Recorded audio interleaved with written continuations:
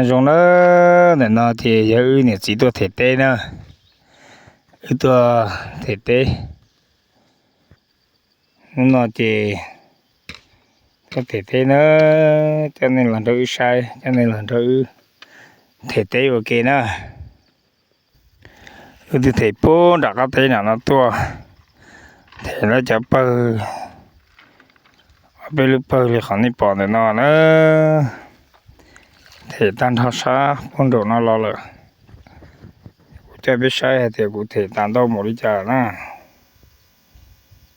Thể lên đâu hẳn lửa nè. Tan thao bố sát tỏ nó. Răng đồ sán trổ. Ở đồ bể nó nè. Chả bơ ý lưu bơ nó chỉ chở. Tôi mất lỡ nè. Mất lỡ cả ta. Này cho chỉ sẽ đỡ nè. Bà nhá đồ sán đồ tí u. Nè mù tàu rong lửa.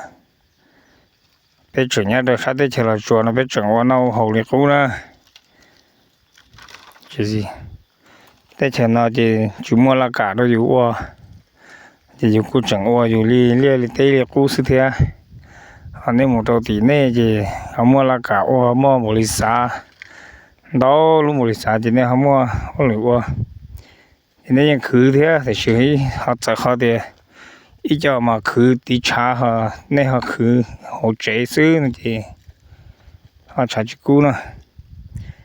Thì bé thì liêu tế đi nè. Nên là của tôi nè chế nè. Ta tỏ thể tế. Ngồi cực kia nè. Cứ giờ tế chú cú thì cứ lấy tôi thể. Sáng có cao có cú nó xưa. Lúc tàu chi nô xưa chỉ là tôi muốn lỡ nè. Mới để tế nhá rồi cái đại nó thì là hơi tỏ lấy đại là chỉ là cú rồi đại. Thì nó muốn lỡ là chỉ tế chú cú. Thì lấy xuân rồi nè.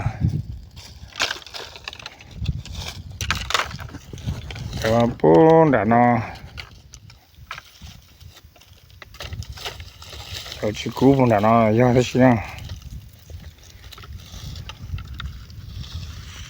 Khó ứ thể ta để nó chỉ dưng